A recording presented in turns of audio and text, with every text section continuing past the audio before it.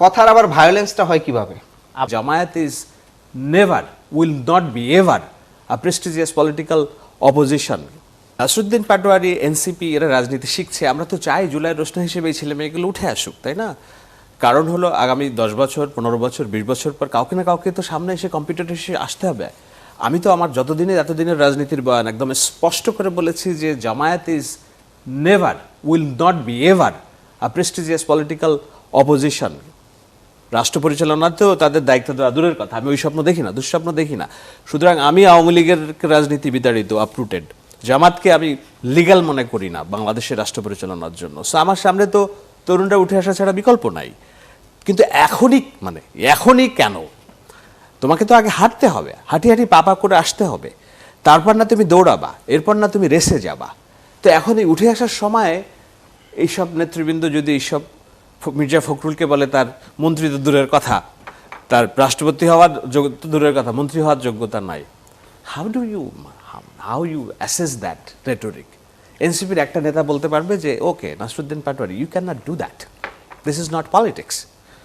So আপনি যে সেন্ট্রালে যাদের নিয়ন্ত্রণ করতে বলতে পারছেন না, তো বিএনপি তো অবশ্যই তৃণমূলের নিয়ন্ত্রণ করা উচিত বলে আমি মনে করি, তাই না? মানে ভদ্র রাজনীতিটা করতে হলে এটা করতে হবে। কেন হচ্ছে কি মনে হয় আপনার? তাহলে কথার জবাব, তাহলে আমি ওকে, মানে দিস ইজ ভেরি অ্যাবসার্ড। মানে আমি কেন এই কথাটার উত্তর দিচ্ছি সেটাও আমি জানি না। ধরেন আমাকে রাস্তার একজন ট্রাক ড্রাইভার আমাকে সামথিংয়ের বাচ্চা বলে গালাগালি দিল। তো এখন কুকুরের কাজ কুকুর করিয়েছে, কামড় দিয়েছে পায়, তাই বলে কি কুকুরকে কামড়ানো মানুষের শোভা পায় কিনা?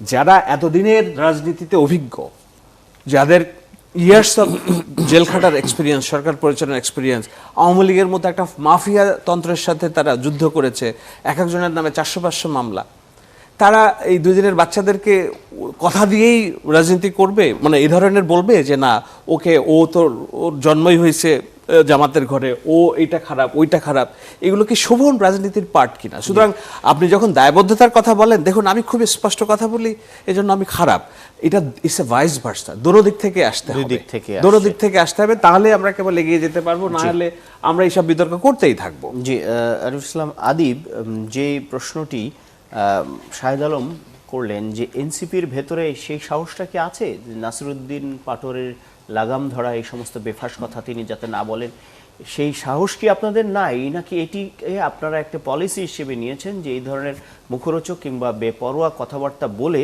আপনারা সস্তা জনপ্রিয়তা অর্জনের একটা রাজনীতি করছেন? দেখেন, এখানে গুরুত্বপূর্ণ একটি বিষয়, একটি হচ্ছে যে কথার লাগাম ধরার জন্য সে বলতেছে, আবার একই সাথে রাজনৈতিক সহিংসতাকে কথার লাগামের সাথে মিলিয়ে ফেলতেছে। আপনার নাসিরুদ্দিন পাটোয়ারি শুধু না, এনসিপির সর্বোচ্চ যে রাজনৈতিক নীতি নির্ধারণী ফোরাম, সেই ফোরামের সাংগঠনিক শৃঙ্খলা কিংবা যে কোনো ইস্যুতে এর পূর্বে আপনারা দেখেছেন সর্বোচ্চ একসাথে 4 জনকেও শোকজ দেওয়া হয়েছে। গত বছর 5ই আগস্টে, মানে নাসিরুদ্দিন পাটোয়ারি, হাসনাত, সার্জিস, ইভেন তাসনিম জারা সহ তৎকালে এই শোকজের এই জায়গাটা কিন্তু দলের ভিতরে এবং বাহিরে এই জায়গাটা আমাদের করছে।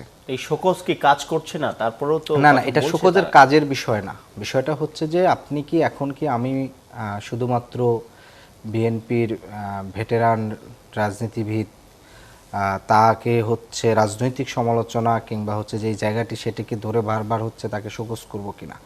কারণ তার বাসায় যেটা যে এই তরুণ রাজনীতিরা শিখছে, আমরা কার কাছ থেকে এই রাজনীতিটা শিখব?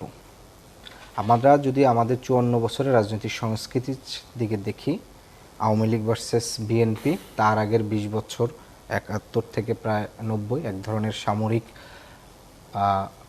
শাসনের জায়গাটি। তো সেই জায়গার থেকে আমরা যখন আওয়ামী লীগ বিএনপির কাছ থেকে যখন আমাদেরকে রাজনীতি শিখার কথা বলা হয়, আবার একই সাথে তারাই বলে যে আমাদের এই রাজনৈতিক সংস্কৃতিটা খুব নোংরা, আমাকে একটা নতুন পলিটিক্সে যেতে হবে। তাহলে আমার এখানকার রাজনৈতিক সংস্কৃতি মানে এখানে আওয়ামী লীগ বিএনপির সবচেয়ে বড় মন্ত্রী অধিকাংশ ক্ষেত্রে সে হয় যে যত বড় তার এলাকায় বড় গুন্ডা, যে তার এলাকায় অন্য নেতারা ঢুকতে দিতে দেয় না দলের ভিতর অভ্যন্তরীণভাবে, এখন সেই রাজনীতিকে আমাদেরকে শিখতে বলতেছে কিনা এটা একটা গুরুত্বপূর্ণ বিষয়। এবং এই প্রসেসটা নিয়ে যখন প্রশ্ন করা হয় তখন হচ্ছে একটা যে আমি সিনিয়র, আমাকে নিয়ে সমালোচনা করা যাবে না, রাজনীতি শিখো, আমার 30-35 বছর আমার রাজনীতির বয়স হয়ে গেছে, সেই জায়গাটি। 5ই আগস্টের পরে প্রথম রাজনৈতিক নিজ দলে খুন হয়ে যায় ফরিদপুরে। এখন দুইজনই অলমোস্ট, একজন মন্ত্রী আর একজন এমপি হয়েছেন। আপনার নিজেদের দলের ভিতরে আপনার হচ্ছে কর্মীরা মারামারি করে শক্তি প্রদর্শন করে পরবর্তীতে একজন ওই আসন ছেড়ে পার্শ্ববর্তী আসনে নির্বাচন করছেন, বা বিএনপির দুজনকে প্রয়োজন হয়েছে সেই জায়গা থেকে। 5ই আগস্ট থেকে নির্বাচনের আগ পর্যন্ত বিএনপির অভ্যন্তরীণ সংঘর্ষে 200-র অধিক মানুষ খুন হয়েছে। নির্বাচনের পরে আপনি যদি এই খুনের জায়গাটি দেখেন, সেইটাও একটা নির্দিষ্ট সংখ্যা আছে, একজ্যাক্ট সংখ্যাটা আমার ঠিক মনে নেই, এটার একটা সংখ্যা আছে। এখন যেই রাজনীতিবিদরা আমাদের সামনে নিজ দলের কর্মীকে তার রাজনৈতিক স্বার্থের জন্য, তার লুটেরার ভাগ বাটোয়ারায় আরেকজন হাত বা কামড় দিতে না পারে যেন, সেই জায়গা থেকে হচ্ছে খুন করে পর্যন্ত ফেলতেছে, সেখানে আপনি রাজনীতির মুখের কথার সমালোচনাকে আপনি সইতে পারতেছেন না। তাহলে এখানের রাজনীতির প্রসেসটা খুনের পরের আপনি মুখের কথার মানে কোন পর্যন্ত আপনি আসবেন, এটার একটা বিষয়। তারা আমাদেরকে রাজনৈতিক সভ্যতা শিখায়। সিটিং মিনিস্টার ছিল, মানে মিনিস্টার পদমর্যাদায় ছিল, উপদেষ্টাদের সময় আমরা দেখেছি যমুনার সামনে তাদের দলের যে যুব দলের সমস্ত সেক্রেটারি ছিল, সে পশুর মতন অঙ্গভঙ্গি করে হচ্ছে স্লোগান দিচ্ছে। তারা হচ্ছে রাজনৈতিক শিষ্টাচারতা আমাদেরকে শিখাতে চাচ্ছে। এখন সেই জায়গা থেকে খারাপের প্রতিযোগিতা না, চলবে। এখানে খারাপের প্রতিযোগিতা না, আপনারা কেন ভালো রাজনীতি শেখার জন্য অন্যদিকে না, তাকিয়ে থাকবেন? অবশ্যই আপনাদের নিজেদের ভালো রাজনীতিটা আসলে অবশ্যই কোথায়? আমরা তো এখন পর্যন্ত এখানে কোথাও ভায়োলেশনের জায়গাটা দেখাতে পারবে না। বিএনপির কোথাও গিয়ে হামলা করছে সেই জায়গাটা ন্যূনতম দেখাইতে পারবে না। কথা দিয়ে কোনো ভায়োলেন্স হচ্ছে কি? না, কথার আবার ভায়োলেন্সটা হয় কিভাবে? আপনি যখন মাঠে কথার কথার কিভাবে ভায়োলেন্স হয়, যে কথাই হচ্ছে সবচেয়ে বড় ভায়োলেন্স। সেই জায়গা থেকে ভায়োলেন্স বিজ্ঞান পড়েছে সে ভাই, আপনার থেকে সাংবাদিকতার পার্ট নিব বা মানে অন্য সায়েন্সের পার্ট আমি নিব না, শিক্ষা নিব না, ঠিক আছে? সেই জায়গা থেকে যে আপনার, কারণ আপনাদের একটা সিনিয়র যারা হয়েছেন, আপনাদের একটা রাজনৈতিক বা একটা সামাজিক চরিত্র ধারাইছে। আপনারা যখন তরুণদের সাথে কথা বলেন সব সময় শিখাতে চান, সব সময় পরামর্শ দিতে চান, একটা মনস্তাত্ত্বিকভাবে তরুণদেরকে যে তোমরা অপরিপক্ক, তোমরা শিখো, তোমরা পারছো না, এরকম নানা ধরনের